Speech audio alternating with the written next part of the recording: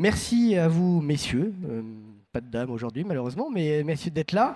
Alors, en introduction, voilà, je me suis peut-être avancé, mais j'ai dit aujourd'hui les associations semblent avoir de réelles difficultés économiques.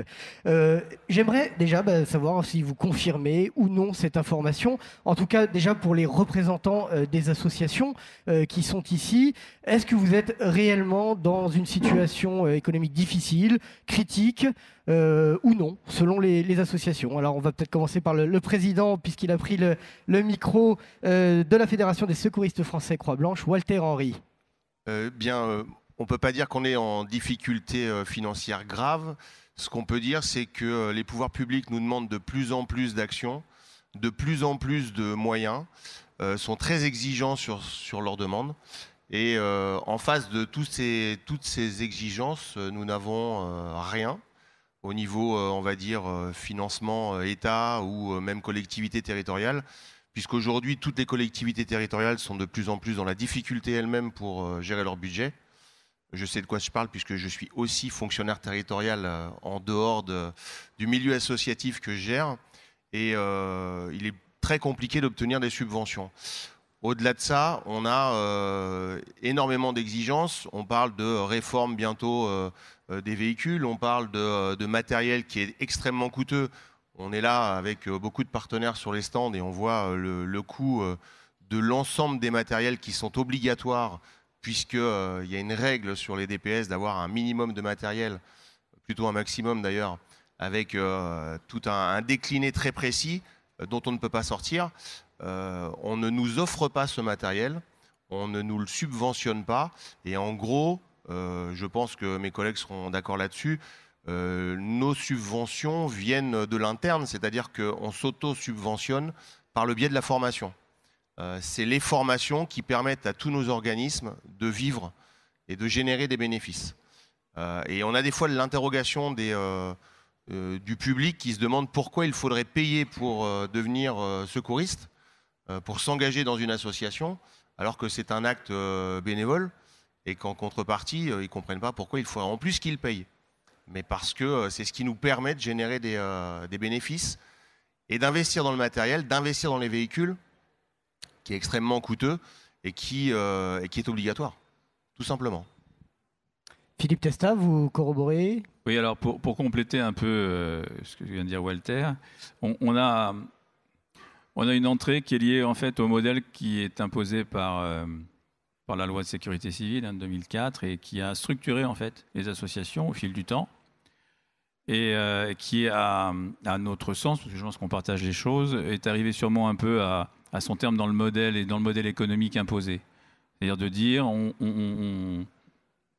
on fait payer les formations, on fait payer les DPS, et puis c'est le modèle qui fera que vous finirez par survivre économiquement de l'affaire.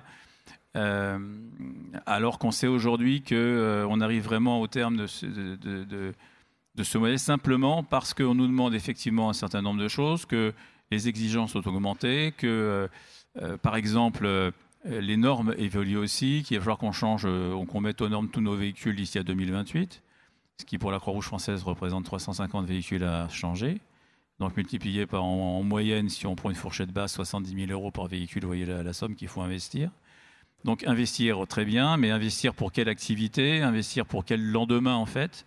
Quand on sait qu'en plus sur la formation, et c'est très bien parce que c'est quelque chose qu'on appelait de nos voeux depuis des années, l'éducation nationale va arriver à former réellement des cohortes entières d'élèves de 3e au PSC1. Donc c'est des gens qui seront à 14-15 ans diplômés du PSC1, donc qui ne viendront plus forcément 3 ou 4 ans après chez nous se former.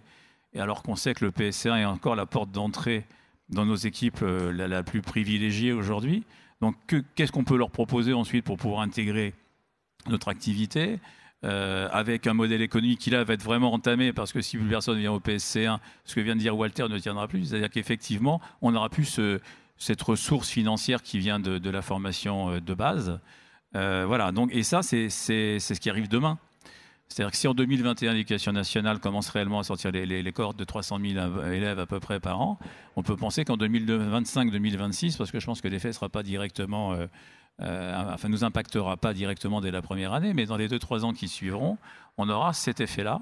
Et donc, qu'est-ce qu'on devient à l'horizon 2030 ? Donc, on a vraiment cette problématique et je pense qu'on est tous d'accord pour dire qu'il est urgent au moins de s'intéresser et d'être positivement force de proposition pour l'avenir des associations de sécurité civile.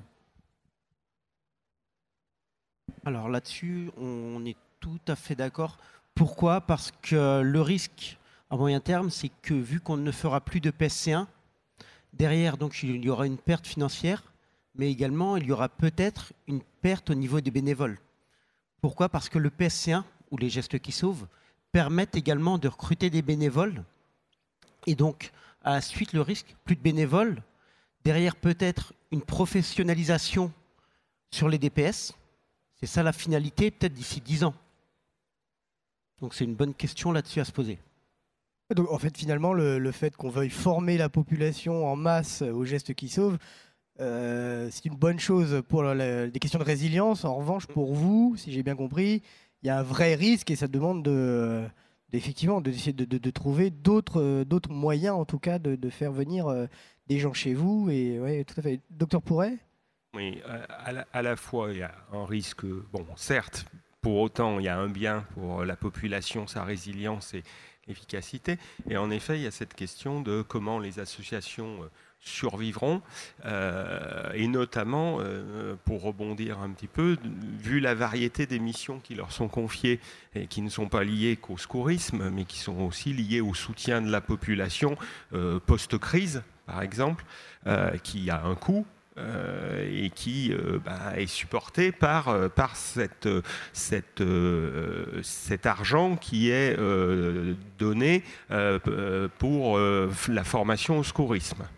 Alors c'est vrai que pour ce qui est de la Fédération des sapeurs-pompiers, la question est un peu différente puisque on est organisme de formation, on fait de la formation au secourisme, on a aussi nos cotisants qui alimentent le budget fédéral, mais pour autant on aura cette même préoccupation par rapport à la baisse progressive de ces formés au PSC1.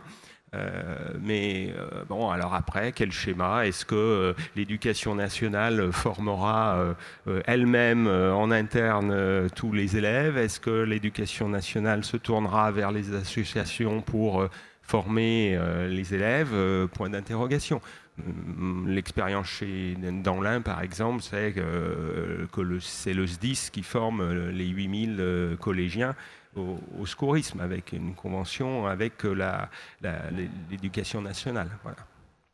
Alors, colonel Mallier, vous représentez le secrétariat général de la zone de défense et de sécurité Paris, donc vous êtes bien loin d'être une association agréée de sécurité civile.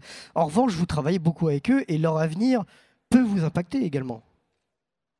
Alors le sujet d'aujourd'hui, il est complexe et il s'inscrit dans un besoin généralisé de financement de beaucoup de choses. On parle du financement de la dépendance ou de manière plus anecdotique, le financement du mur de la prison de Poissy cette semaine. On voit bien que l'argent manque un peu partout, ou l'argent doit être distribué. Bon.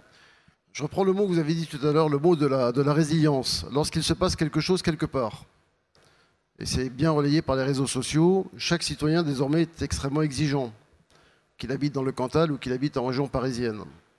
Je vais vous donner un exemple. Dans la nuit du 7 au 8 février dernier, quand il y a eu à peu près 1800 personnes bloquées sur les routes, et notamment sur la nationale 118, en raison de la neige. À un moment donné, les gens sont bloqués dans la neige, ils peuvent mourir si malheureusement ils n'ont plus d'essence et qu'ils ne peuvent plus chauffer leur voiture. Et là, les préfectures sont pieds et poings liés, elles ont devant elles un problème insurmontable. Les sapeurs-pompiers sont pris en général sur autre chose. Et on dit, on va envoyer des associatifs, ils vont distribuer des couvertures de survie, ils vont donner à manger, ils vont donner à boire. Alors c'était la nationale 118 et peut-être qu'un jour ce sera l'ensemble des axes, la 1, la 12, etc. parce qu'on a un problème encore plus grand. Donc effectivement, il y a un besoin. Il y a un besoin qui fait que chaque citoyen, n'importe où, demande à ce que la réponse qui lui soit donnée soit une réponse de professionnel. Et pour lui, la manière dont ça se passe, peu importe. Il veut simplement que la personne qui vienne soit formée, soit équipée, arrive rapidement et lui délivre la prestation dont il a besoin. Donc je dirais qu'avant de parler du financement, alors vu la préfecture de police qui organise un peu ce ce système que j'appelle la gouvernance de résilience, c'est-à-dire est-ce qu'au niveau des mairies, un maire peut gérer une situation, est-ce qu'au niveau d'une préfecture, un préfet peut gérer une situation, est-ce que nous, on peut gérer une situation au niveau de l'Île-de-France, puisque la préfecture de police a une compétence en temps de crise sur la région Île-de-France. C'est-à-dire, quel est l'objectif qu'on se fixe en matière qualitative? Et là-dedans, y a-t-il une place pour les associatifs? Et s'il y a une place pour les associatifs en complément des autres structures de l'État, de la région, des collectivités territoriales, puisque maintenant on parle beaucoup de la notion de territoire, quelle que soit son échelle, à ce moment-là se pose la question du financement. Voilà. Donc moi je m'interroge sur l'organisation des différents plans qu'on a, sur la crue, si à Paris à un moment donné la nourriture n'arrive plus, qu'est-ce qu'on fait? Est-ce qu'on crée des bases logistiques à 50 km de Paris? Qui va les gérer? Qui va amener la nourriture? Donc on a les crues, on a la pollution, on peut avoir un problème à jouer avec une centrale nucléaire, on peut avoir des phénomènes tout à fait inattendus. Donc oui, au quotidien, nous travaillons de manière relativement structurée, on reviendra peut-être tout à l'heure dessus avec les associations de secouristes. Donc moi, je suis plus dans l'organisation, je m'interroge sur le système. On travaille là-dessus avec la Direction Générale de la Sécurité Civile, DGCGC, qui travaille elle-même avec la Direction Générale de l'Offre de Soins du ministère de la Santé. Les deux ministères travaillent ensemble pour essayer de trouver le meilleur système possible d'ici à 15 ans. Maintenant, pour les gens qui sont autour de cette table, eux, ils sont dans l'immédiateté. Ils doivent financer aujourd'hui un système pour ne pas que ce système s'effondre en 2020 ou en 2021. Donc on est dans une échelle de temps qui parfois se croise et qui parfois ne se croise pas. Voilà. Donc je pense qu'il faut régler ce problème de manière immédiate pour qu'ils puissent continuer à vivre et remplir leur mission. Et en même temps, il faut s'interroger sur le futur. Et pour s'interroger sur le futur, c'est qu'est-ce qu'on veut faire? Parce qu'à un moment donné, vous ne pouvez pas tout couvrir, vous ne pouvez pas tout financer. Il y a un curseur. La limite gauche, la limite droite, diraient les militaires. Et je crois que si on ne fixe pas ce curseur, on est dans un débat impossible à solutionner. Alors justement, cette notion de curseur, elle est importante. Vous posez cette question de finalement quelle est votre place en tant qu'association dans la chaîne des secours, dans le soutien aux populations, ou est-ce que, pour vous, votre place, elle est légitime et elle n'est pas à remettre en question? Ou est-ce que des questions se posent autour de ça? La place des associations, on la connaît puisqu'elle est définie par les textes depuis maintenant 2015-2006, c'est-à-dire qu'on a les agréments de sécurité civile, donc ça nous permet d'avoir un cadre d'action particulier. Ces agréments, en fait, sont posés, mais ne sont pas tous réellement définis. Ce que disait Didier Pourret tout à l'heure est vrai. La partie soutien aux populations n'a jamais été réellement creusée. On sait qu'on participe au soutien aux populations, et c'est en plus généralement la partie qui nous occupe le plus longtemps. C'est-à-dire que sur une opération de secours, une fois que la partie aiguë est traitée, il reste le soutien aux populations qui peut durer 1 mois, 2 mois, 3 mois, plus. On se souviendra que lors du problème d'AZF en 2001 à Toulouse, on a monté un dispositif qui a duré plus de 6 mois sur place. Donc ça engendre des coûts. Alors après, les coûts sont compensés ou pas. Nous, on a la possibilité de faire appel à la générosité du public. Donc ça nous permet aussi de faire entrer quelques ressources qui nous permettent de maintenir notre activité et d'être toujours au service de la population. Ce n'est pas forcément le cas de toutes les associations. Donc on a aujourd'hui vraiment un schéma structurant ou qui se voulait structurant mais qui est arrivé à son terme. Je pense que ce que vient de dire le colonel est important. Il faut faire de la prévision, de la planification et surtout il faut prendre en compte l'ensemble des éléments comme un système. C'est qu'on est sur une approche systémique de la problématique liée et de la relation entre l'État, les collectivités et les associations, parce que je pense que c'est une triangulaire. Hein. Ce n'est pas juste l'État et les associations, il y a l'État, les collectivités et les associations. Et qu'il faut absolument pouvoir assez rapidement... On a des échéances qui arrivent. Pourquoi je dis ça? Parce qu'on a des échéances qui arrivent. On a les Jeux Olympiques qui arrivent en 2024, on a la Coupe du Monde de rugby. On va avoir quelques échéances qui vont créer un peu d'émotion là, dans tous les services à partir de 2020, 2021, parce qu'ils doivent se préparer. Concrètement, il y aura sûrement une sollicitation des associations agréées de sécurité civile sur le sujet. Faut-il encore qu'on soit encore en capacité de pouvoir répondre à cette époque-là? Donc, sans vouloir être pessimiste, c'est pas du tout mon habitude, c'est pas le personnage, hein, mais là, on a vraiment... on est à la charnière d'une époque, on est sur un changement de paradigme. On a toute une évolution environnementale, avec des défis nouveaux, avec une prise de conscience de risque dont on parlait avant, mais qu'on voit se profiler de plus en plus, qui prennent forme de plus en plus sur le climat, sur des risques technologiques, sur tout ce qu'a dit le colonel. Il y a une place pour les associations, évidemment, parce qu'elle est déjà notifiée, cette place. Il y aura toujours, de toute façon, un recours aux associatifs, parce que même si on voulait s'en passer, on le voit très bien, dès qu'il neige un peu ou dès qu'il y a un souci sur une problématique en gare, par exemple, des trains annulés, un train bloqué, un problème de déraillement, etc. Tout ce qui est en amont de l'incident, on fait appel aux associatifs pour venir suppléer un peu l'ensemble des services déjà présents. Donc, la place le positionnement est plus une question que la place. La place, elle existe. C'est le positionnement dans l'environnement, dans cet écosystème de réponse à la sécurité civile. Et c'est ce sur quoi il faut qu'on travaille et urgemment. Et est-ce que vous êtes... vous voulez peut-être réagir, mais... Allez-y, ouais. Je voulais juste ajouter une chose. On parle de financement, on parle de beaucoup de choses, mais derrière, il y a de l'humain. L'humain, il faut le trouver. Les bénévoles, aujourd'hui, on est un peu dans une crise du bénévolat qui vient de plusieurs raisons. C'est que, on disait tout à l'heure, il y a de plus en plus d'exigences. De ce côté-là aussi, on en a de plus en plus. Il faut qu'on ait des gens formés. Donc il y a des gens qui viennent dans nos associations pour faire du premier secours. Mais on a aussi besoin de gens qui gèrent tout ce qui va autour. C'est-à-dire que quand la préfecture nous sollicite, il faut qu'elle trouve quelqu'un au téléphone qui, lui, va faire de l'administratif, va pas faire de l'intervention, qui va devoir gérer un fichier, qui va devoir gérer tout un tas de documents administratifs pour s'assurer que les gens qui sont formés le sont bien, l'ont bien été dans les temps. On a derrière, avec, pour les connaisseurs, des procédés type Datadog qui vont arriver à échéance dans pas longtemps, qui est une procédure administrative qui va être remplacée par une certification, qui vient alourdir la gestion d'une association. Les gens qui veulent venir dans nos associations, principalement, sont des gens qui veulent venir faire du secours. Et pas venir faire de l'administratif pendant des heures et des heures, parce qu'au-delà de toute opération qu'on met en place, il y a une grosse phase administrative. Là, on a un trésorier, si j'ai bien compris. Toute cette phase-là est extrêmement importante pour le suivi de l'association. Et ça vient compliquer la tâche. Et derrière ça, quand vous avez des bénévoles qui viennent et à qui on dit bon, alors tu vas faire du secours, tu vas faire... mais à côté de ça, tu vas aussi faire X heures parce qu'il faut que tu me prépares tel document, il faut que quand tu as fini ton poste, tu me redonnes tel document, il faut que tu le saisisses sur l'informatique, il faut que tu aies un suivi de ce qui se passe, il faut que je sache ce qui va se passer demain et que je sache ce qui s'est passé hier.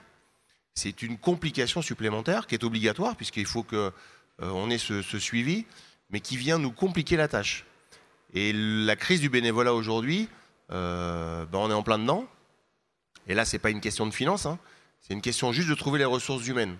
Qui est prêt à s'investir, à passer du temps et on en voit des fois qui nous posent la question en disant mais je ne comprends pas, pourquoi tu travailles de 20h à 23h le soir, mais ça te rapporte quoi?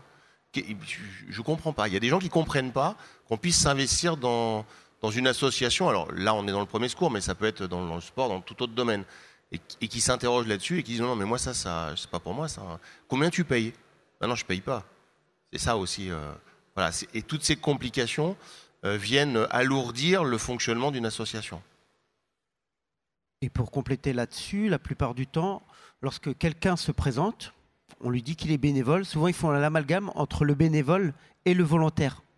Et quand on leur dit que c'est gratuit, voilà, ils disent merci, au revoir. Et également, l'autre souci pour les bénévoles, c'est sur le déclenchement des plans ou autres, faut le temps que le bénévole puisse arriver également au point de regroupement. Pourquoi? Il suffit qu'il y ait des problèmes de circulation, par exemple la neige, les métros coupés, etc. Forcément, la timeline derrière, elle sera décalée. Et on est bien dans le constat qu'on va associer une crise du bénévolat qu'on constate déjà sur nos territoires, parce qu'ici on est à Paris, la Grande Couronne, des associations fortes qui travaillent avec la brigade, etc. Dans les territoires, c'est assez compliqué, y compris au niveau associatif, tout bêtement, rien que pour réaliser les DPS qui sont demandés pour toutes les manifestations, les fêtes de village et autres, les associations n'arrivent pas à déjà faire cette activité.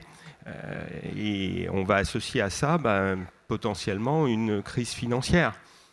Donc qu'est-ce que ça va être demain ? Et alors du coup, parce que c'est vrai que en France, le modèle du secours s'attache à employer différents statuts de personnes. On a des militaires à Paris, à Marseille, on a des professionnels chez les sapeurs-pompiers, des volontaires, et on a des bénévoles dans les associations. Finalement, et on entend le mot professionnalisation depuis tout à l'heure, finalement, est-ce que le bénévolat peut répondre finalement vraiment aux missions de plus en plus exigeantes qu'on vous demande, avec un impératif de nombre de personnes, de qualification, de plus en plus aussi de montrer patte blanche, toutes ces... Finalement, est-ce que le bénévolat peut survivre vraiment dans ces exigences de plus en plus importantes est-ce que cette question-là, on peut se la poser aujourd'hui ? Je suis un peu direct, un peu cru peut-être, mais... Alors, le problème, l'exigence, la réponse à l'exigence, on y répond en fait, en tous les cas. La problématique du temps, de l'engagement et du bénévolat, c'est aussi c'est un peu un puits sans fond. C'est-à-dire que effectivement, les gens viennent pour avoir de l'activité, mais faut-il encore qu'ils en aient ? Et ce que vient de dire Didier Pourret, c'est hyper important, parce que quand on fait le ratio nombre de postes de secours et nombre de victimes prises en charge, on s'aperçoit que sur beaucoup de DPS, on ne fait pas grand-chose. Alors les gens, on les forme et on les forme, on fait de la formation continue, c'est-à-dire qu'on est tout le temps on est souvent pas tout le temps, mais on est régulièrement sur des cycles de formation, de complément de formation, et les gens ont du mal à appliquer leur art simplement parce qu'il n'y a rien à faire. Donc ça veut dire qu'il faut aussi qu'on ait la réflexion autour de la diversification de l'offre d'activités qu'on peut proposer. Après, on sait que l'engagement aujourd'hui a évolué, c'est-à-dire que les gens veulent bien s'engager. D'ailleurs, France Bénévolat dit qu'il n'y a jamais eu autant de bénévoles en France que depuis quelques années, sauf qu'ils ne viennent pas forcément chez nous.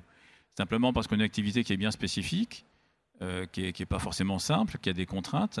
Et donc, c'est tout ça qu'il faut non pas remettre en cause, mais retravailler pour pouvoir correspondre aujourd'hui à la société d'aujourd'hui et à l'envie d'agir des gens d'aujourd'hui.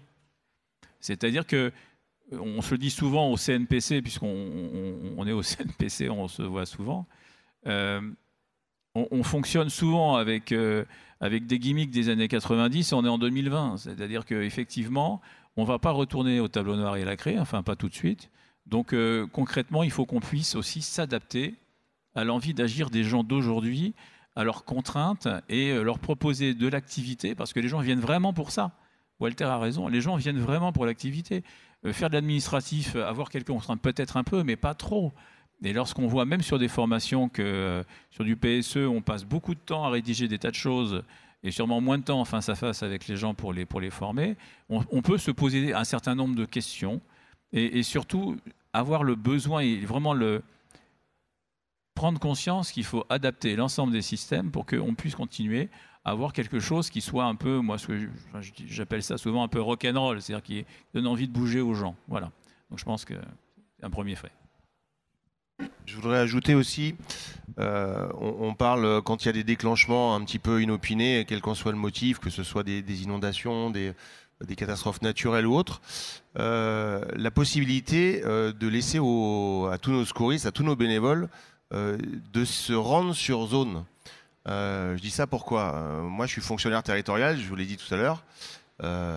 J'ai demandé par écrit au président de ma collectivité à pouvoir être libéré en cas de déclenchement hors sec. J'ai eu une réponse favorable, mais ce n'est pas le cas de tout le monde. Et quand je dis pouvoir être libéré, c'est-à-dire que quoi que je fasse au sein de mon travail, il y a un déclenchement immédiat parce qu'il y a un attentat, parce qu'il y a une catastrophe qui vient de se produire. Ce n'est pas demain matin que je dois être libéré. C'est dans les minutes qui viennent pour répondre à la sollicitation de la préfecture, répondre à la sollicitation des pouvoirs publics en général. On a au sein de la fédération préparé un espèce de petit courrier type pour envoyer à son employeur. Certains employeurs sont conciliants, d'autres disent bah non, tu vas rester là parce que j'ai besoin de toi ici, et il y en aura d'autres qui iront à ta place. On a aussi cette difficulté-là. Et puis évidemment, dans nos associations respectives, on a des gens qui sont déjà professionnels dans le domaine.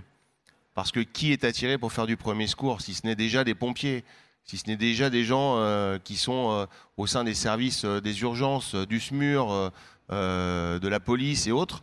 Et quand il y a un déclenchement, ils sont déjà rappelés par leurs entités. Donc ceux-là, on les élimine de notre équation. Et ensuite restent les civils qui doivent réussir à se faire être libérés sur le moment voulu. Et c'est pas toujours évident. On peut comprendre aussi un patron à qui on dit je m'en vais, tu fermes la boutique parce que là je dois partir. Enfin, on peut comprendre. Et c'est la même problématique. Alors je ne vais pas m'avancer, mais c'est ce que j'allais dire. Je pense que tu as la même problématique au niveau des volontaires. C'est-à-dire qu'au niveau volontariat, en effet, c'est exactement la même problématique. Il y a une problématique. Il y a une question de motivation. Pourquoi on le fait? Quel est le sens de l'engagement? Alors qu'il soit bénévole, qu'il soit volontaire. Quel est le sens de cet engagement? Est-ce que, et c'était le débat qu'on avait hier avec les ambulanciers eux-mêmes pour entrer dans la profession, est-ce que c'est faire du transport sanitaire ou est-ce que c'est faire de l'urgence? Pareil, il faut de l'urgence pour être motivé, pour faire le quotidien. Dans les associations, il faut faire des postes de secours avec de l'intérêt des postes de secours. Il faut, j'imagine que les personnes qui prennent des gardes à côté des camions de la brigade des associations agréées sont enchantées de le faire parce que ça motive et que, voilà. Dans les territoires, il n'y a pas encore ça. Au niveau des sapeurs-pompiers et notamment des volontaires, mais aussi des professionnels, qu'est-ce qui motive? C'est bien sûr l'intervention. Et l'intervention où on a fait quelque chose, d'aller chercher la personne qui attend en bas de son immeuble avec sa valise parce qu'elle a rendez-vous à l'hôpital et qu'il n'y avait pas d'ambulancier ce jour-là, évidemment que ça n'entretient pas la motivation des sapeurs-pompiers. Donc il y a cette question de motivation, et après il y a comment on traite la crise des services d'État, la fonction régalienne de l'État sur la réponse immédiate normale. Est-ce que cette réponse immédiate elle est faite avec des services professionnalisés avec des guillemets tels que les sapeurs-pompiers, ou est-ce qu'elle est faite aussi avec les associations? Bon, il y a des décisions qui doivent être prises. Alors, je vais donner deux exemples. Ce que ne savent pas les gens en général quand ils appellent le 18 ou le 112, et qu'on leur dit les pompiers arrivent, ils voient arriver une croix rouge, une croix blanche, une protection civile. Ils disent tiens, mais je crois que c'était les pompiers qui venaient. Alors oui, il y a des associatifs qui prennent des gardes à la brigade de sapeurs-pompiers de Paris. Donc au moment où on parle, il doit y avoir 10 ou 15 équipages qui sont déployés à Paris même et en Petite Couronne, puisque les pompiers de Paris couvrent Paris et la Petite Couronne. Et au niveau qualitatif, il n'y a pas de différence. Ce sont les mêmes référentiels. Et les gens qui viennent dans les casernes, c'est effectivement pour eux l'occasion également de s'entraîner. Et on les fait même partir en premier engin. Donc on leur donne un plan de charge. Ça permet aux pompiers pendant ce temps de s'entraîner ou de partir sur d'autres interventions. Et ça permet aux associatifs qui viennent d'avoir le plaisir d'intervenir, de faire 4, 5, 10 interventions dans la journée. Donc ça, c'est un premier cas. Et deuxièmement, au moment où nous parlons, je crois que c'est l'ouverture de la Foire du Trône. À la Foire du Trône, le dispositif est confié à une association de secouristes. Donc la prestation en cas d'accident sur le territoire de la Foire du Trône va être confiée de manière extraordinaire, c'est-à-dire par rapport au droit commun, à des associatifs. Donc sur un plan qualitatif, quand même, si on se replace à la France des années 50, je veux dire, on est rentré dans un système où il y a une coopération qui est tout à fait naturelle entre les sapeurs-pompiers et puis les associatifs. Ça, c'est important. Alors maintenant, sur des moments où on a besoin d'eux, sur des choses particulières, le décès de Johnny. Quand Johnny est décédé, on s'est retrouvé dans une salle et on a dit qu'est-ce qu'on fait? Bon. Et là, il a été décidé en urgence de faire ce qui n'avait pas été fait depuis Victor Hugo, c'est-à-dire des funérailles nationales sur les Champs-Élysées. Et on ne savait pas combien de personnes allaient venir. 10 000, 100 000, 1 million, on a tout entendu autour de la table. Personne ne savait. Et comme la messe était à Madeleine, avec la place à Madeleine, connaissant l'engouement autour de la personne de Johnny, on s'est dit peut-être que 10 000 personnes vont choisir de dormir devant la Madeleine pour être sûr d'avoir une place demain matin. Il faisait froid. C'est au mois de novembre, mais il faisait froid. Et donc on s'est dit, mais on fait quoi? On fait quoi s'il y a des gens qui font la fête la nuit, qui boivent, qui sont insuffisamment habillés et qui risquent de mourir de froid? Qui va s'occuper de ça? On a été bien content de monter un dispositif qui ressemblait à celui du 31 décembre, de Saint-Sylvestre, qu'on connaît bien. Mais on a été surtout content à notre demande, et non rémunérés, donc là on les remercie, des associatifs et tourner toute la nuit pour aller voir les gens et leur dire est-ce que vous avez besoin d'une couverture de survie, est-ce que vous avez besoin de boire un café. Donc là on parle des choses qui ne sont pas institutionnalisées, qui ne sont pas financées, et pour autant il y a un besoin, parce que si le lendemain matin il y avait 2 ou 3 personnes qui étaient mortes de froid, personne ne l'aurait compris. Donc il y a un vrai débat sur la place des associatifs. Mais j'aurais dire, alors en tant que pompier de Paris d'une part, parce que je les ai vus dans ma caserne, et en tant que chef d'état-major préfecture de police sur la partie zone de défense, qu'il y a une confiance totale sur la prestation qui est faite. Il n'y a pas de différence entre des moyens associatifs et puis des moyens de l'État, des moyens pompiers par exemple professionnels. Encore faut-il effectivement qu'on leur permette de s'entraîner, qu'on leur permette d'intervenir et qu'on leur permette de survivre, ce qui est un peu le débat d'aujourd'hui et ce qui nous projette dans l'avenir sur le contrat d'objectifs, le système, la France qu'on a envie d'inventer dans les années... alors peut-être, j'aurais tendance à dire peut-être dans 15 ans, mais vous parliez tout à l'heure des Jeux Olympiques, voilà, c'est parti. On travaille tous les jours avec le comité d'organisation des Jeux, il y a une cellule qui s'est mise en place à la préfecture de police. À un moment donné, les choses vont monter en puissance. Et à très très court terme, à partir du 7 juin, on a la Coupe du Monde de football féminine qui va se passer en partie à Paris. Donc on rentre dans des grands événements, on a un gouvernement qui a choisi de donner une place aux grands événements, on a failli avoir l'exposition universelle, on aura la Coupe du Monde de rugby, on aura encore plein de choses qui vont se monter.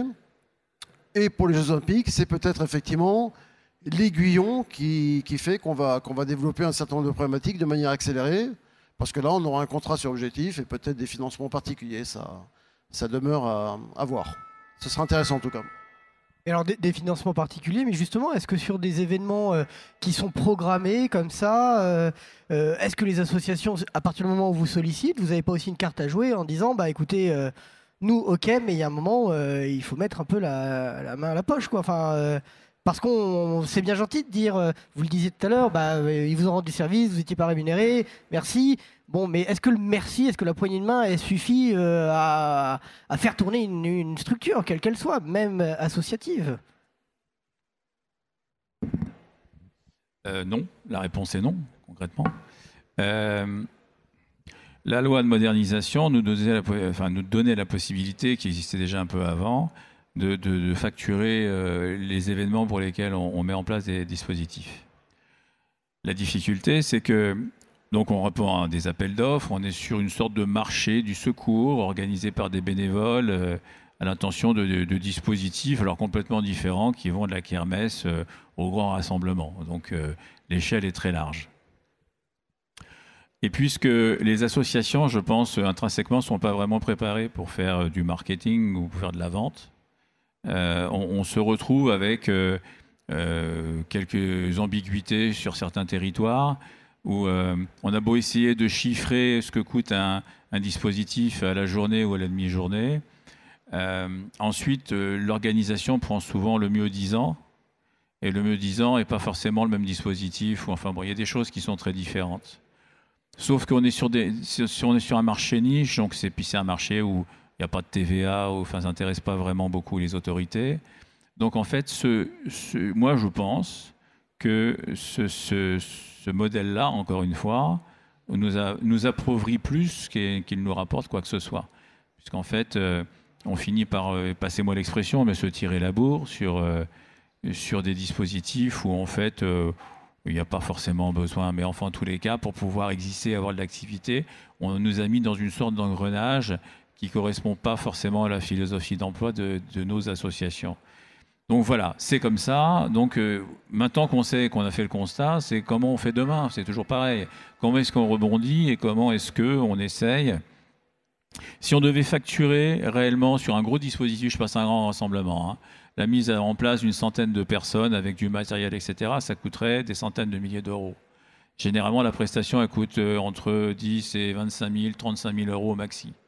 Donc ça veut dire que déjà, tout le monde gagne de l'argent sur la participation des associations bénévoles. Et ça, c'est typiquement ça. D'ailleurs, c'est pour ça que dans beaucoup d'organisations, maintenant, même les secours publics se sont un peu désengagés ou alors font payer l'organisateur complètement, ce qui n'était pas le cas il y a 20 ans. Il y a 20 ans, les services de l'État ou parapublics travaillaient directement, gratuitement sur la manifestation. Ce n'est plus du tout le cas aujourd'hui. Au mieux, négocier le repas, mais c'est tout. Aujourd'hui, même des fois, la négociation du repas est compliquée. Alors qu'on est quand même sur du travail bénévole, avec un service rendu, et je remercie le colonel, d'égale qualité, que ce soit nous ou que ce soit d'autres. Enfin, je veux dire, il n'y a pas de discussion autour du service rendu, puisque, en tous les cas, on n'a pas de... Il n'y a pas gros écueil sur les prises en charge, puisqu'on n'a pas vraiment de retour dessus. Donc c'est vrai que les gens sont assez contents de ce qu'on leur fait. Donc voilà, là-dessus, il n'y a pas de discussion particulière. Et ensuite, il y a la problématique pour un certain nombre d'organisations, généralement, le budget qui concerne la sécurité de manifestation ou la sécurité d'organisation d'événements, etc., ça reste un budget secondaire ou un peu subalterne ou deux fois dans lequel on pioche un peu pour faire autre chose. Donc aussi, là, des fois, ça manque un peu de réalisme par rapport à ce qu'on peut faire. Quand on fait des tournois de rencontres sportives, on va voir 20, 30, 40, 50 personnes dans la journée et on évacuait 5 ou 10 ou 15.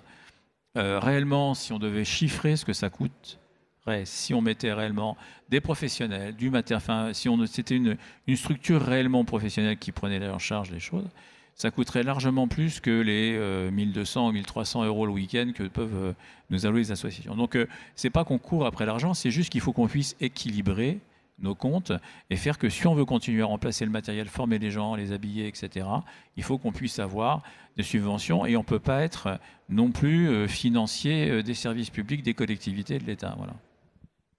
Sachant que quand on intervient sur un dispositif, que ce soit un gros, un très gros ou un tout petit, il faut savoir que tout le matériel dans lequel on a investi n'est absolument pas amorti. C'est-à-dire qu'une entreprise, si on comparait avec une entreprise, elle achète un véhicule, elle décide de l'amortir sur 5 ans, et donc elle fait payer l'utilisation de ce véhicule de manière à ce qu'au bout de 5 ans, elle soit en capacité de le changer, qu'elle soit revenue dans ses fonds. Aujourd'hui, quand on investit dans des véhicules, quand on voit le prix, il suffit de ne pas aller très loin ici, hein, quand on voit le prix d'un véhicule de secours, en aucune façon on ne peut l'amortir sur un dispositif, c'est impossible. Ou alors c'est ce qui vient d'être dit, il faudrait que le poste de secours, il coûte, au lieu de coûter 300, 500 euros la journée, il faudrait qu'il coûte 8000 euros la journée pour dire je vous ai mis un véhicule, dedans il y a de l'oxygène, dedans il y a du matériel opérationnel. Vous avez X personnes qui sont là pour... et puis en plus, on a fait une intervention, on l'a évacué, on l'a emmené je sais pas où, on a fait je ne sais combien de kilomètres, on a amorti les kilomètres. Il n'y a aucun organisme en face qui va accepter de prendre un dispositif à un prix pareil. C'est une évidence. Et après, je rejoins ce qui a été dit. Parce qu'on les a habitués aussi à ça. On les a habitués à ça, mais en face de nous, souvent, c'est des associatifs aussi, hein. C'est une association de sport, c'est une association de tout ce qu'on veut, qui, la première chose, quand elle vous contacte, vous dit, vous savez, hein, on est une toute petite association, et nous, on vous prend parce que la préfecture nous a dit que si on ne vous prenait pas, la manifestation n'existait pas. Bon, donc on est obligé. Mais alors, il faut vraiment nous faire le prix d'amis, hein. Sinon, et puis après, voilà, c'est ce qui a été dit, c'est que on va demander à la Croix-Rouge, à la Croix-Blanche, à la Protection civile, à tous les organismes qui existent. Là, ils vont chercher. Et puis, ça va être au moins 10 ans, qui va pas forcément être... des fois, il va pas remplir les conditions, mais ça va être le moins 10 ans, c'est clair. Et à un moment donné, même entre nous au CNPC, on s'est dit, faut arrêter. Faut arrêter d'être au moins 10 ans. Et c'est ce que tu viens de dire. C'est aussi de notre faute. On a habitué en face à toujours descendre. La prestation, l'année dernière, on l'a fait à 300. Cette année, il me propose 250. Qu'est-ce que tu fais ? Rien. C'est surtout avec l'évolution au point de vue doctrine sûreté, où maintenant beaucoup d'organisateurs n'ont pas le choix vis-à-vis de, on va dire, couper la circulation, etc. Ça a un coût. Du coup, derrière, ils vont essayer de gratter auprès des associations de sécurité, auprès de notre association, pour avoir les coûts le plus bas. Quitte à dire directement, un tel, ce que disaient mes collègues, nous propose tant. Vous faites combien ? Oui, alors il y a 30 ans, effectivement, dans un village, une association de secourisme, une entorse, je pense qu'ils auraient pris une diane ou une 4L et ils auraient mis la personne dedans pour aller à l'hôpital. En 2000, on est quoi? En 2019, on a des secouristes associatifs qui sont en général des gens du village, les gens se connaissent, qui vont rendre ce service entre guillemets. Bon. Puis après, on essaye actuellement, dans une période, on essaye de structurer les choses. Donc pour donner des chiffres, alors, région parisienne, vous savez que parfois il fait très froid, parfois il fait très chaud, parfois il neige, etc. Le budget il est de 160 000 € qu'on répartit sur 8 associations. Alors, les grosses associations ont un peu plus d'argent, les petites associations un peu moins d'argent. Donc, vous voyez, c'est une petite somme. Petite somme. Cette somme, elle vous sert à quoi? Enfin, Cette somme, elle sert à ce que si à un moment donné il y a un plan canicule et qu'il y a une centaine de personnes qui ont des problèmes en plus, bon, la BSPP fait à peu près 1500 interventions par jour. Elle a déjà du mal à les faire. Si elle monte à 1600, elle va nous dire, voilà, on est à 1600, ça fait parfois 60 départs par caserne, on ne sait plus faire.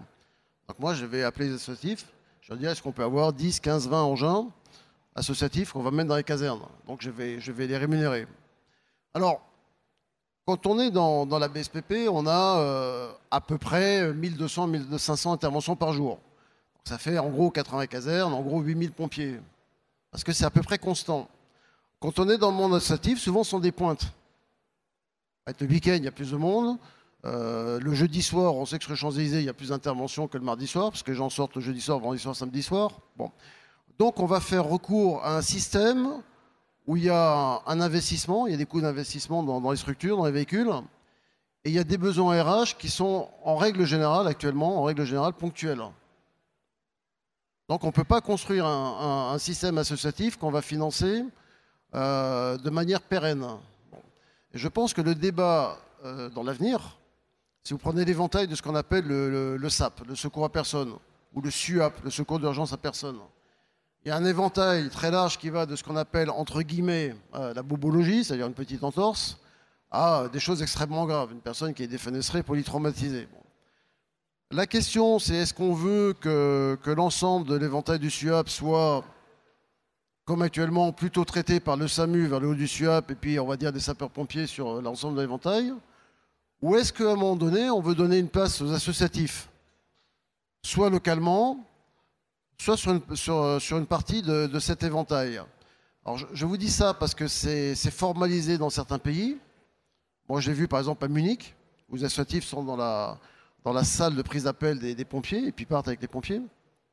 C'est structuré, c'est financé, etc. Et puis ensuite, on avait lancé une réflexion c'est le moment où j'étais responsable d'opération à BSPP. Et bon, après, ce débat s'est arrêté, mais il sera peut-être relancé un jour. Donc j'avais dit au général, et là, ça n'engage que moi, ça n'engage pas BSPP, ça n'engage que moi. Je dis voilà, quand il y a des interventions le jeudi soir sur les Champs-Élysées, quand il y en a 10 ou 15, on a 10 ou 15 fois la caserne de Champéret qui est à 3 km, avec des pimpons et des allers-retours. Pourquoi est-ce qu'on ne donnerait pas ce secteur des associatifs? J'avais pensé également en haut de la butte Montmartre, on avait des pompiers qui montent et qui descendent sur la butte, et on sait que ça circule mal. Et puis on avait encore le quartier de la rue Saint-André-des-Arts, le quartier Saint-Michel, où c'est quand même assez dense en soirée. Donc on s'était posé la question de savoir si on n'allait pas mettre en place des postes de secours.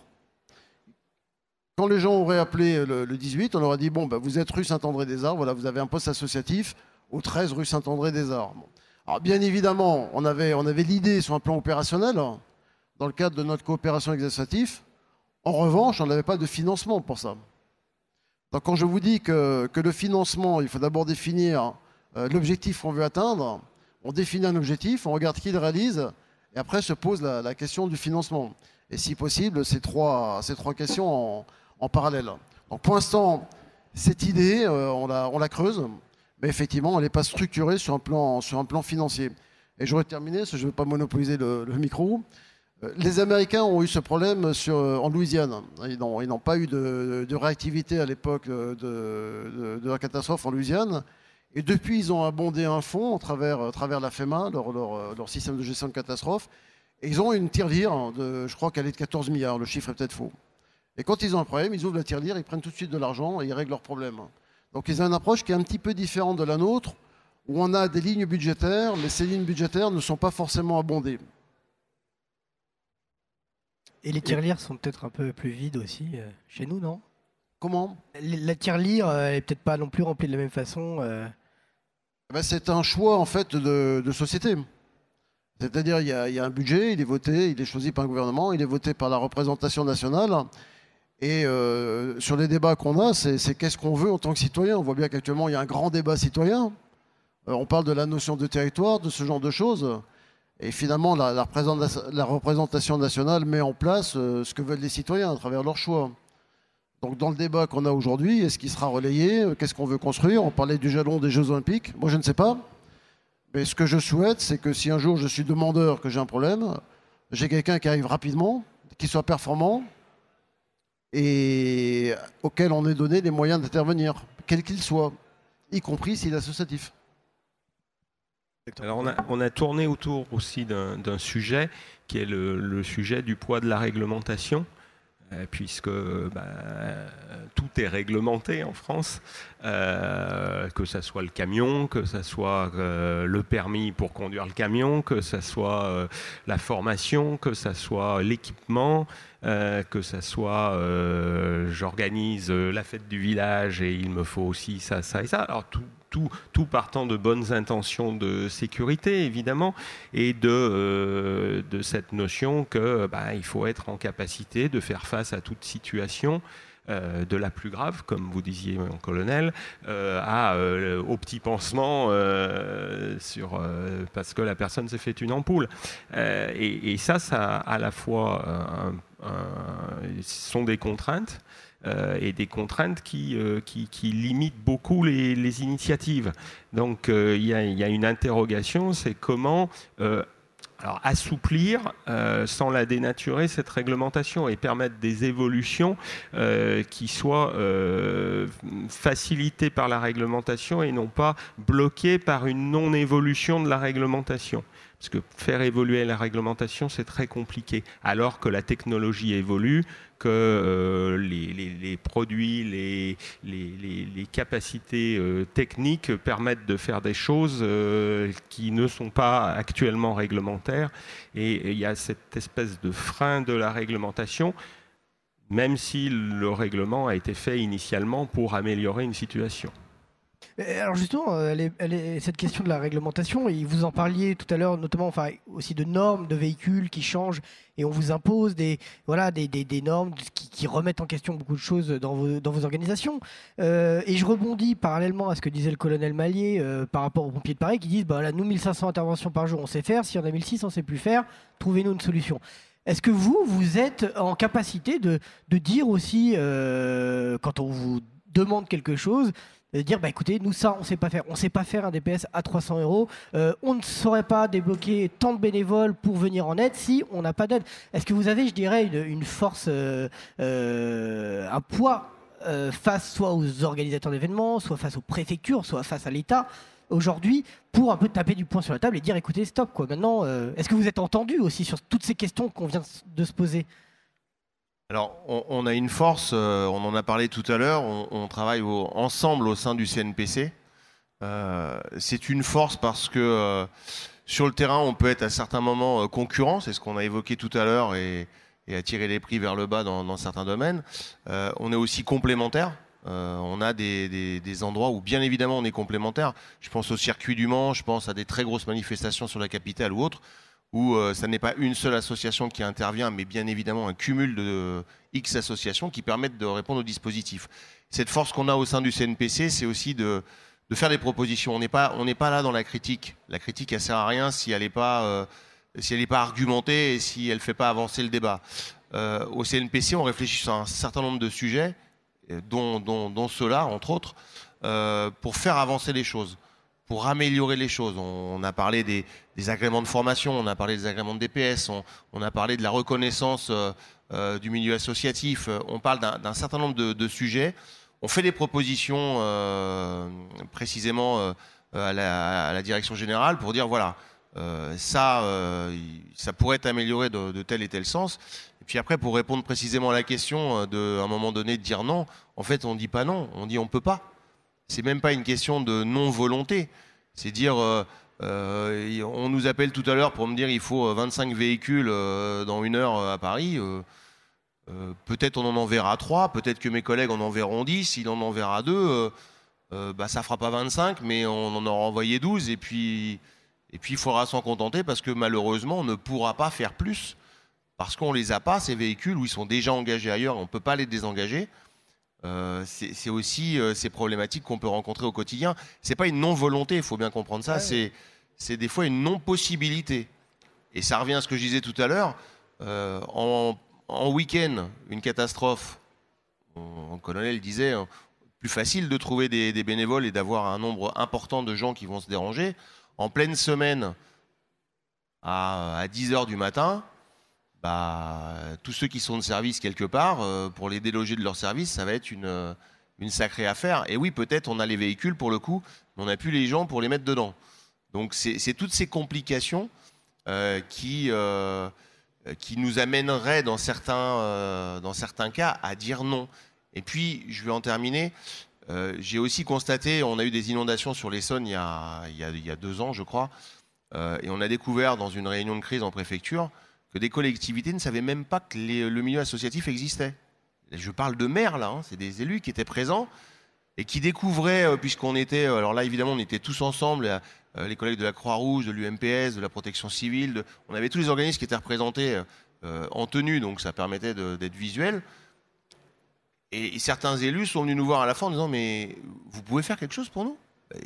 Évidemment qu'on peut faire quelque chose. On est déjà engagé sur ça, un certain nombre de sites et découvrait. J'ai un élu moi qui est venu me voir en me disant écoutez, nous ça fait déjà 1 semaine qu'on tient un centre tout seul avec les agents de mairie, on n'en peut plus. On a des gens en difficulté, on ne sait pas comment les évacuer. Enfin, oui, mais attendez, je comprends pas. Vous êtes venu en préfecture, vous n'avez même pas cette connaissance. Donc il y a aussi un manque de connaissance de certains élus visiblement. Hein. Et là on parle de l'Île-de-France. Hein. Pas au milieu d'une bourgade.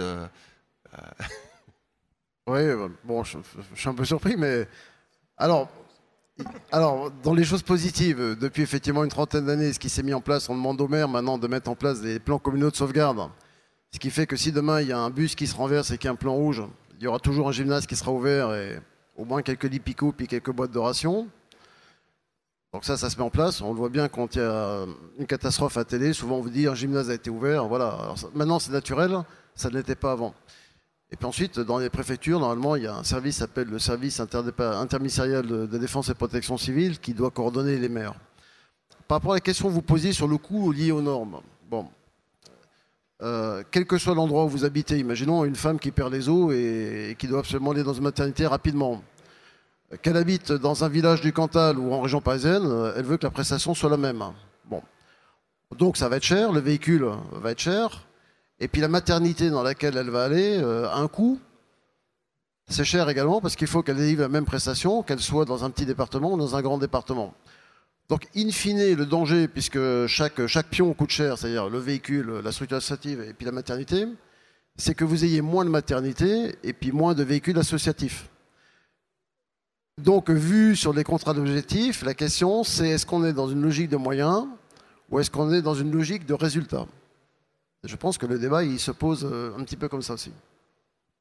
Et alors justement, cette question de... Après, on essaiera d'aborder un peu la question solution, mais cette question de dire finalement... alors oui, il y a des lois aujourd'hui, tout le monde, un PSC1, c'est un PSC1, un PSE1, voilà. Mais est-ce que finalement, toutes les institutions qui entrent dans la chaîne du secours doivent absolument être au même niveau de formation? Est-ce que finalement on ne pourrait pas aussi imaginer une sorte d'échelle de graduée un peu dans la réponse et se dire que finalement peut-être associatif, on pourrait vous demander d'être, je vais pas dire moins formé parce que je voudrais pas que ce soit mal interprété, mais d'avoir peut-être un diplôme, une formation qui correspondrait à une attente vraiment, enfin une question de positionnement, quoi. Vous voyez, te dire non, vous n'êtes peut-être pas obligé d'avoir un PSE1 ou un PSE2 parce qu'on va peut-être pas vous demander d'aller sur la personne défenestrée, mais que vous allez vous occuper de choses pas moins graves ou moins importantes, mais des choses plus ciblées auxquelles vous pouvez répondre. C'est quelque chose qui serait possible ou pas du tout? Alors, là, on pose la question de la formation adaptée à l'emploi. C'est une question qui dépasse d'ailleurs le SCO, c'est une question réelle de la vie de tous les jours. L'idée, elle n'est pas de baisser le niveau de formation, elle est de l'adapter à l'emploi qu'on peut faire des unités associatives sur les DPS. Et c'est un sujet qui tourne un peu entre nous là depuis quelque temps, c'est-à-dire de dire effectivement, on doit tout de même former plus largement nos équipiers à une réponse la plus adaptée aux situations potentiellement rencontrables. Maintenant, est-ce qu'on pourrait pas imaginer un système dans lequel on est, au lieu d'avoir des blocs, deux gros blocs comme là aujourd'hui, c'est-à-dire le PSE1, PSE2, est-ce qu'on pourrait pas avoir quelque chose d'un peu plus découpé qui permette aux gens qui arrivent, une fois qu'ils sont passés une formation de base, de pouvoir commencer à agir encadrés par des gens qui seraient un peu plus formés. Ça, on en parle de temps en temps là au CNPC. Je pense que, compte tenu de tout ce qu'on s'est dit au départ sur l'évolution de l'environnement, la disparition progressive du PS5, etc., il va falloir qu'on trouve un produit d'appel pour pouvoir dire aux gens, venez chez nous, et vous n'avez pas directement 4 week-ends bloqués, et puis peut-être que ce sera que dans un mois et demi, parce que le temps qu'on organise la formation, c'est pas tout de suite, et les gens risquent de repartir, on risque d'avoir une fuite des bonnes volontés, simplement parce qu'on ne sera pas en mesure de répondre à leurs attentes. Donc de toute façon, ça c'est un sujet qui va arriver.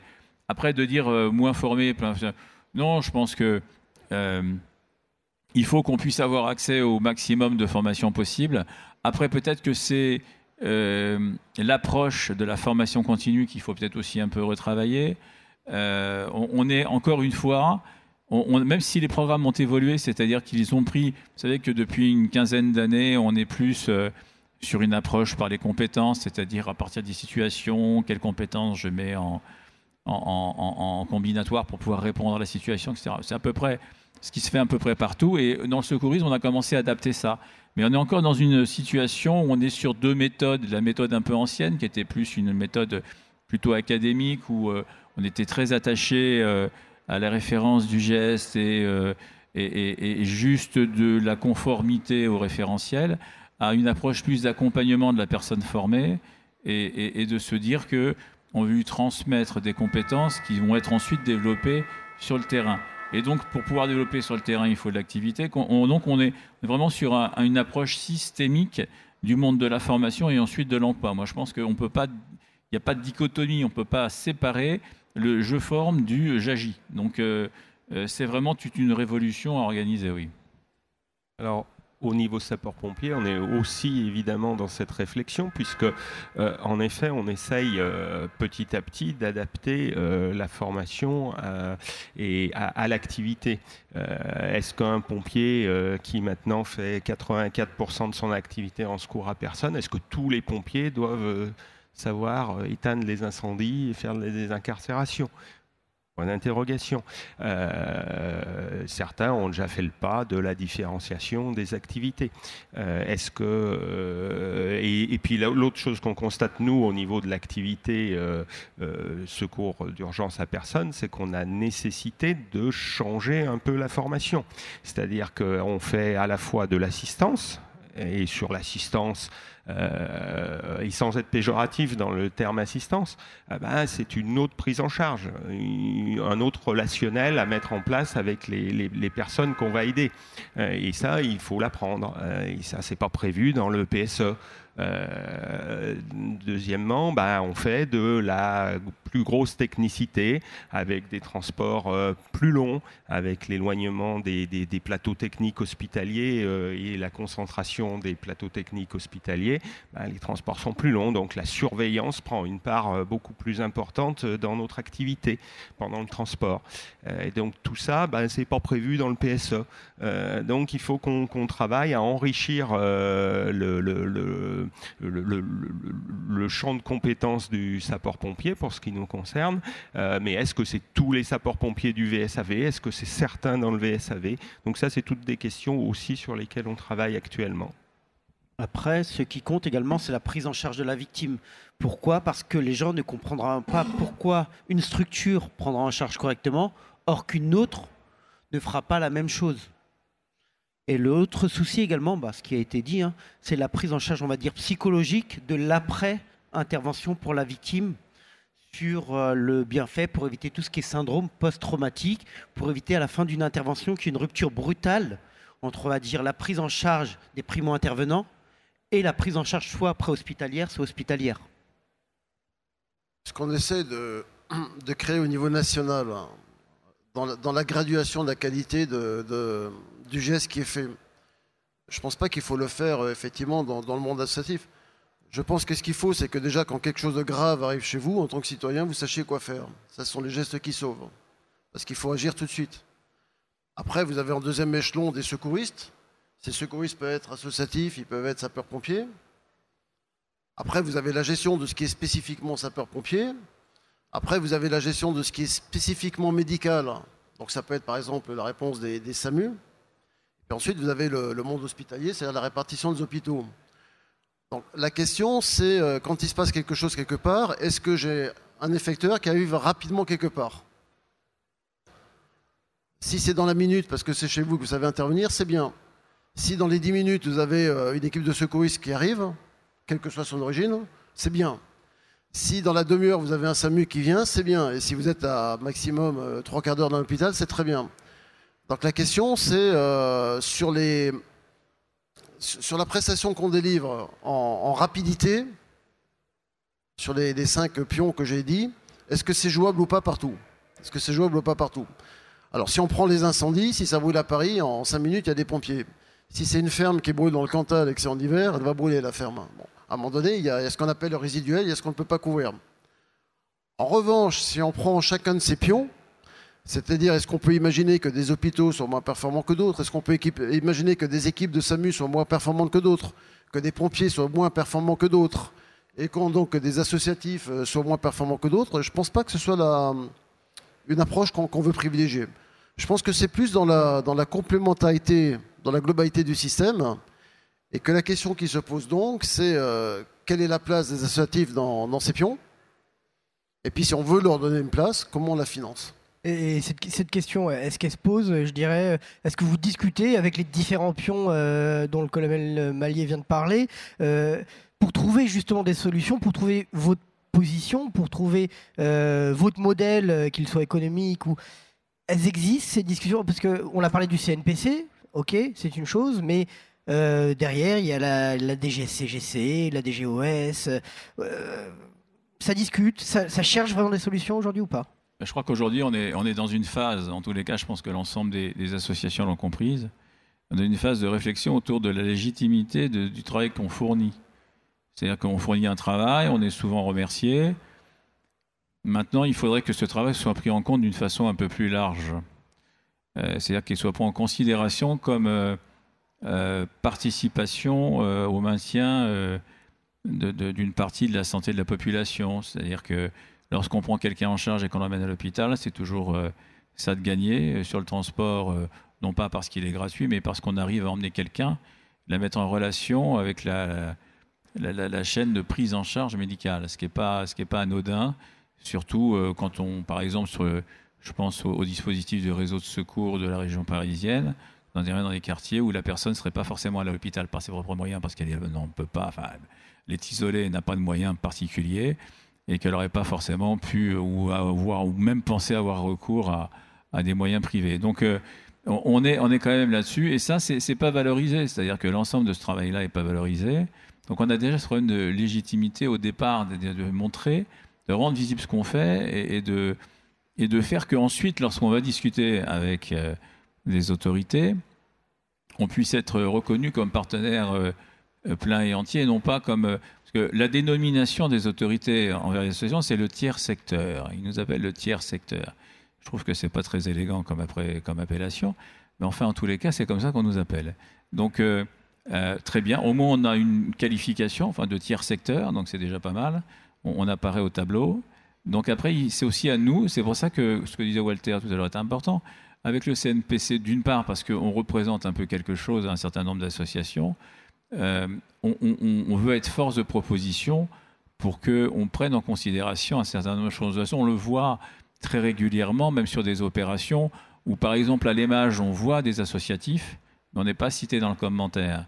Alors, ce n'est pas besoin de citer l'ensemble des moyens déployés, c'est juste de dire peut-être qu'il y a une participation, ce qui est déjà minimal, parce que ça permet aussi d'avoir de la reconnaissance vis-à-vis de nos bénévoles. Et c'est important aussi, par rapport à leur engagement, qu'il y ait cette reconnaissance et qu'elle soit formalisée. Donc, on est là encore une fois sur quelque chose qu'on est en train d'essayer de construire, mais qui n'est pas naturel. Je crois qu'il n'y a pas, il y a pas il y a rien de naturel dans ce qu'on demande. C'est-à-dire que si on est là, on nous remercie d'être là, on nous dit puisque vous êtes là, prenez donc une chaise, mais on ne va pas forcément avoir. Il y a pas, enfin, on nous a jamais appelé. Alors peut-être que je suis pas de toutes les réunions, mais je me souviens pas qu'on nous ait appelé pour dire écoutez, on est en train de réfléchir à ce qu'on pourrait faire dans les années 2030-2035. Est-ce que vous voulez participer aux travaux? Généralement, on nous convoque juste pour nous présenter le résultat des travaux. Donc là, voilà, sans grande prétention, je pense que compte tenu du nombre d'opérations sur lesquelles enfin, en tous les cas, on a une action auprès de la population. Je vous assure que si on devait valoriser l'ensemble des actions, on arriverait à des millions d'euros. Donc, il y a un moment où on représente un poids, et un poids sûrement beaucoup plus important que la représentation qu'en ont une partie des décideurs. Mais allez-y, j'interviens. Je vais juste ajouter, il y a un trésorier qui est présent ici. Quand on fait le bilan comptable de nos associations, on a un code spécifique qui est la valorisation du bénévolat, qui n'existe pas dans d'autres domaines. Dans cette valorisation, on regarde le volume horaire qui a été mis en avant pour faire des actions bénévoles, et on le multiplie par le taux du SMIC en fonction de la nature de ce qui a été fait. Soit c'est du SMIC pur et dur, soit c'est du SMIC multiplié par 2, soit multiplié par 3. On peut considérer que quelqu'un qui fait des actions, je ne sais pas, par exemple un comptable qui va faire vraiment une comptabilité analytique ou autre, on peut estimer que si on l'avait engagé pour le faire, il n'aurait pas été payé au SMIC, mais peut-être multiplié par 2 ou peut-être multiplié par 3. Et cette somme-là représente la force du bénévolat dans nos associations. Et elle est considérable. Et si on se dit qu'à la place d'avoir des bénévoles pour assurer ces missions, il avait fallu payer quelqu'un pour les réaliser, on n'aurait juste pas les moyens, ça serait impossible. Et alors là, quelle que soit l'association dont je parle, c'est clair, c'est pour tout le monde la même chose. Ça, c'est extrêmement important, et c'est grâce à ça qu'on fonctionne. Si on n'avait que des gens qu'on devait rémunérer, parce qu'on a aussi des gens qu'on rémunère, on parle toujours du bénévolat. Il ne faut pas oublier que le milieu associatif, c'est aussi un générateur de travail extrêmement important en France. Et pas seulement dans le domaine du secours. On a des gens qui sont salariés. Je disais tout à l'heure, on parlait de beaucoup d'administratifs. À un moment donné, on ne peut pas se contenter d'avoir que des bénévoles qui vont le faire quand ils auront le temps, entre minuit et 2 heures du matin, parce qu'ils ne dorment pas. Donc il faut aussi qu'on engage des gens pour faire ces travaux-là. Et je pense que dans toutes nos associations, on a de toute façon des gens qui sont salariés pour faire ces travaux. C'est obligatoire. Et puis après, quand on a des grosses demandes, je pense notamment en termes de formation, où on répond à des marchés publics, on en parlait tout à l'heure, et où il faut envoyer X formateurs toutes les semaines, la poignée de main à la fin de la journée, les gens ont aussi besoin de manger. Donc à un moment donné, les formateurs, on ne peut pas se contenter d'une poignée de main en disant c'était formidable ce que tu as fait aujourd'hui. D'ailleurs, tu peux revenir demain. Et puis, ne bouge pas parce que je crois qu'il y en a aussi après-demain. Ça ne peut pas fonctionner, il faut être clair. Donc ça nécessite... Alors, c'est autofinancé puisque la formation, on disait tout à l'heure, c'est ce qui permet de générer de l'argent. Mais tout cet argent qui passe là dans des salariés ne passe pas dans nos missions premières parce qu'on ne peut pas faire autrement. Également, vice-versa. Pourquoi? Parce que ça peut être aussi de l'investissement du matériel, des véhicules, ce qu'on disait tout à l'heure, et en contrepartie, du coup, on ne peut pas salarier quelqu'un. Mais du coup, c'est vrai que ce que vous avez dit tous les trois, et Philippe Testin en particulier, sur cette notion de valorisation, elle est presque choquante en fait, parce que où vous disiez tout à l'heure que voilà, dans certaines préfectures, on ne savait même pas qu'il y avait un tissu associatif. Vous travaillez aujourd'hui, vous, sur cette question, d'essayer de vous valoriser, et est-ce que vous avez une oreille attentive quand même? Comment vous faites? C'est quoi? C'est de la communication? Et puis, j'ai envie de dire, finalement, ça se passe comment à l'étranger? Ce serait intéressant aussi de se poser ces questions-là pour voir, est-ce qu'on peut... Oui, alors à l'étranger, c'est un peu difficile, enfin, c'est un peu différent parce que il y a des exemples, on a cité Munich tout à l'heure, où effectivement les associatifs participent et donc sont financés pour. En ce qui concerne la Croix-Rouge, effectivement, il y a beaucoup de Croix-Rouge de sociétés nationales autres qui participent au secours public et qui sont vraiment intégrés, qui tiennent même des fois des directement les centres de réponse des appels. Donc on est vraiment sur autre chose, en tous les cas. C'est souvent lié à notre modèle, en tout cas, oui. Oui, voilà. Puis c'est souvent lié à l'histoire du pays, enfin voilà, et de la place de la Croix-Rouge, etc. Donc on a vraiment des exemples très différents. Il y a plusieurs choses. En France, on a décidé dans les années 60, de tout miser sur la partie pompier. Donc on a fait pompier. Les SAMU sont arrivés, ont eu un peu de mal à trouver une place. En tous les cas, on a ce schéma de médicalisation de l'avant des préhospitaliers avec ensuite une réponse secouriste. Or, aujourd'hui, je pense qu'on se rend compte que de toute façon, il y a sûrement quelque chose à créer entre les deux parce que il y a un besoin et il y a une cartographie qui s'appauvrit un peu d'année en année. Donc, forcément, il faut pouvoir construire quelque chose. Nous, au milieu de tout ça, on a, comme on l'a dit tout à l'heure, des formations qui sont là aussi héritées de concepts des années 60, 70, lorsqu'il y avait un gros problème d'accidentologie routière en France. Donc on est toujours branché sur la traumatologie, alors qu'on fait surtout des problèmes de malaise ou de pathologie médicale, mais hors traumato. Voilà, il y a une adaptation du système complet. C'est pour ça que je parlais de révolution tout à l'heure, parce que ce soit sur la reconnaissance.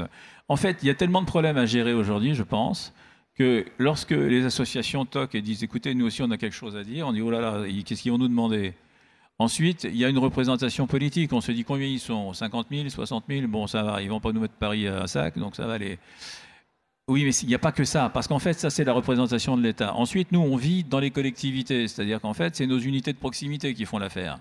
C'est eux qui font le travail sur le terrain. C'est pas les représentations nationales qui aident et qui coordonnent et qui supportent, etc. Mais ce que je veux dire par là, c'est que ce sont les gens sur le terrain qui travaillent. Et en fait, sur le terrain, ils ont surtout affaire aux collectivités, un peu à la préfecture, mais en fait, les services de l'État, ça reste un peu éloigné. Donc, en fait, là aussi, il y a un rapprochement. C'est pour ça que j'annonçais au début de l'entretien que je pense que vraiment, c'est l'approche systémique qui manque. Il y a vraiment tout un système. Il y a tout un écosystème qui existe et aujourd'hui, il n'y a pas de ramification logique entre chaque élément. C'est-à-dire qu'il y a sûrement des choses à réviser, à re-questionner et d'arrêter de penser que parce que, je ne sais pas moi, que l'IGA fait en tous les cas, une évaluation d'un agrément de sécurité civile, parce que j'en discutais ce matin avec quelqu'un de la SNSM, c'est vrai que je donne l'exemple, il me disait, nous, ils ne s'occupent pas de la partie maritime parce que ce n'est pas leur compétence. C'est la compétence du préfet maritime. Donc, il s'arrête à la partie DPS, tout ce qu'on fait à terre, mais pas à l'eau. Ouais, ok, mais alors, c'est plus une mission de sécurité civile, de quoi on parle? Donc, on a cette problématique qui est là aussi, administrative, etc. Donc, on n'a pas la prétention de tout faire bouger, de tout révolutionner. Hein. Mais l'idée, c'est que, compte tenu de tout ce qu'on s'est dit depuis le départ, c'est on sent qu'il y a quand même une petite urgence à faire qu'on modélise les choses différemment. Ça fait partie du tout.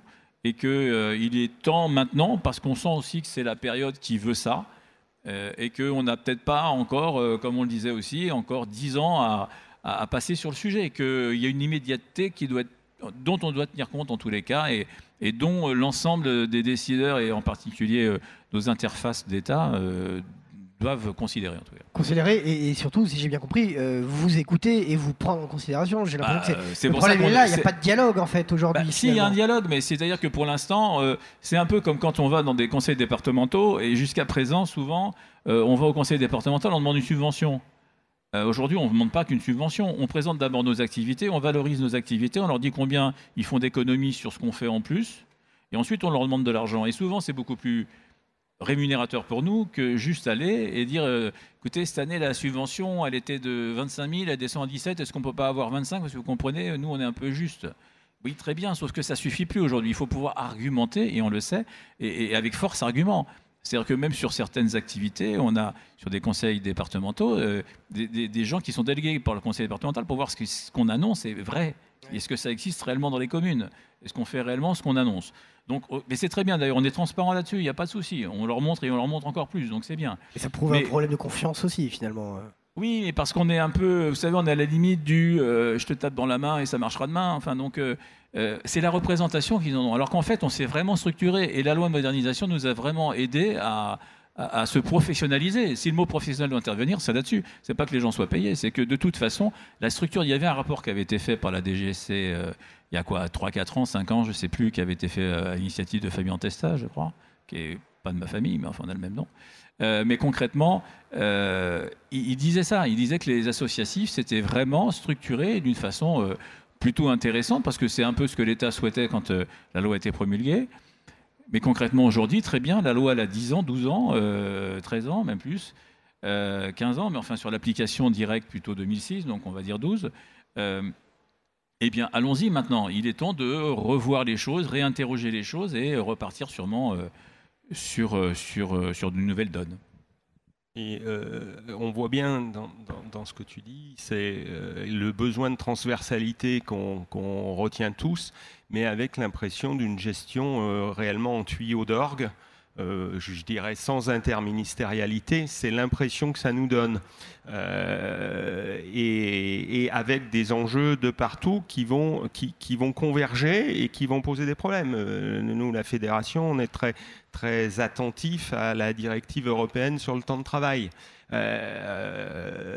Et qui va impacter, si elle est appliquée en l'état, le volontariat. Et donc le maillage territorial. Et on reviendra à la question du Cantal et de la ferme qui brûlait. Là, certes, la ferme brûlera, mais en plus, il n'y aura plus de secours. Puisque les pompiers du village n'existeront plus. Et les secours viendront de centres professionnels, pareil, concentrés, plus loin, etc.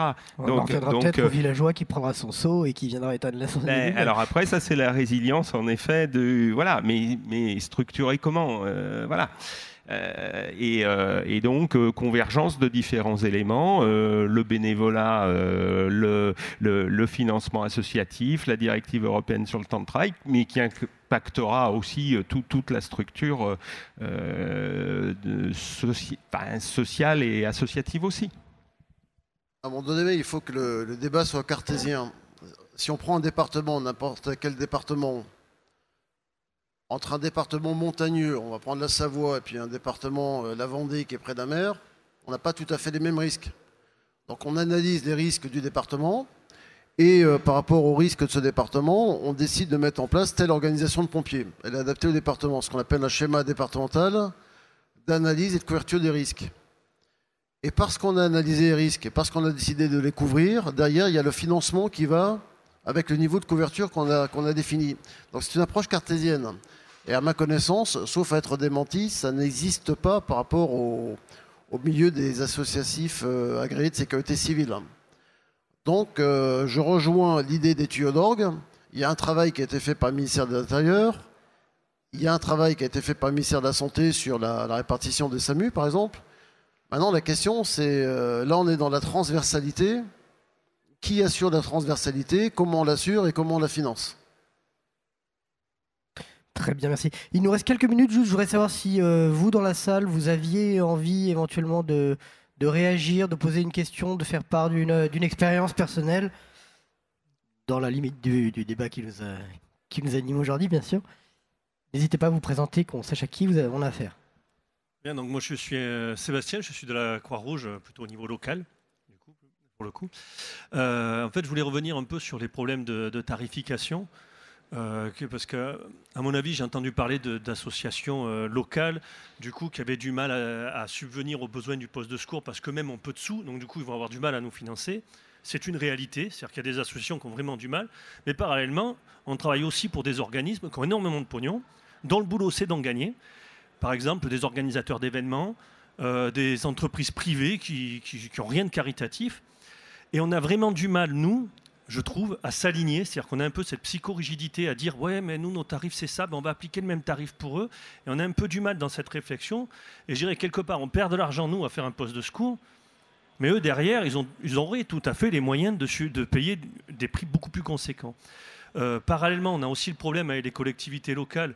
Moi, j'ai eu le cas pour des inondations dans ma commune, où suite aux inondations, le maire a construit son plan de sauvegarde qu'il a fait faire avec un bureau d'études, financé à grands coups, le bureau d'études, lui, pour le coup, où dedans était expliqué que la Croix-Rouge française ferait plein de choses. Ils ne nous ont absolument pas sollicité, ni le bureau d'études, ni la mairie, pour savoir ce qu'on ferait, sauf qu'on est écrit dedans. Et que dedans, il y a écrit qu'on monte le centre d'hébergement, qu'on va fournir des lits, qu'on va fournir tout ça. Il faut que j'explique au maire qu'il aurait mieux fait de nous payer, nous, pour acheter les lits. Il aurait été plus sûr de les avoir. que le bureau d'études qui, lui, a touché pour le coup beaucoup d'argent, je trouve, pour du papier qui finalement ne veut rien dire, parce que c'est dit, on les mettra si on peut. Parce que si pour le coup la commune d'à côté a été inondée avant, les lits iront à côté. Voilà.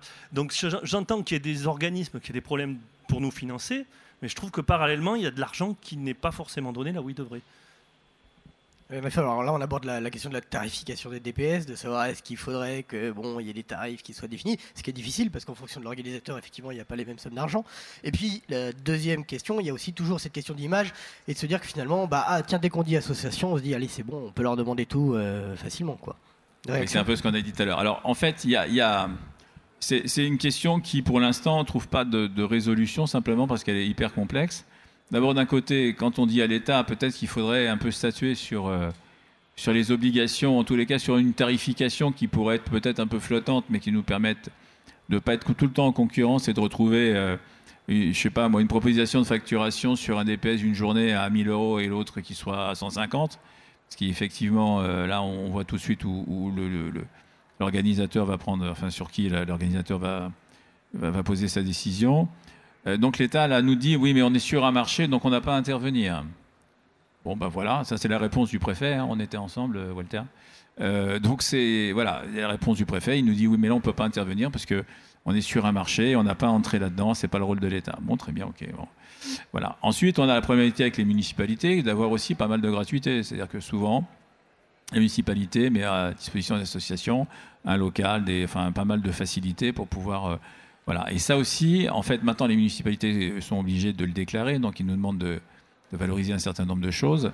Mais ça, c'est des choses qui n'apparaissent pas non plus dans nos comptes. C'est-à-dire que les gratuités, on ne les fait pas apparaître non plus.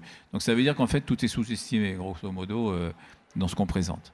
Alors, la résolution de la problématique de la tarification, je ne crois pas qu'on y arrive demain, pas comme ça. Et c'est pour ça que je disais aussi en début de débat qu'on nous a proposé un modèle qu'on pensait bon et qui est arrivé à son terme, parce qu'on voit qu'en fait, il convient pas vraiment, il satisfait pas vraiment les utilisateurs. Merci. Alors, oui, il y a une réaction encore. Je vais juste ajouter une petite chose. On parle de marché. Il y a une autre législation qui rentre en jeu aussi, c'est celle des marchés publics.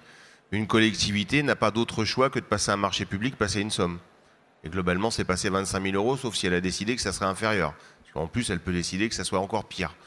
À partir de là, elle est obligée de passer un marché public. On parlait tout à l'heure de problématiques administratives. Répondre à un marché public, faut avoir une certaine connaissance.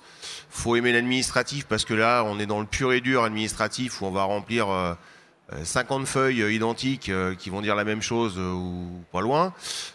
Pour à la fin passer des heures et des heures sur un marché pour dire que non, c'est pas toi qu'on va prendre, c'est le voisin. Il y a ces obligations-là aussi.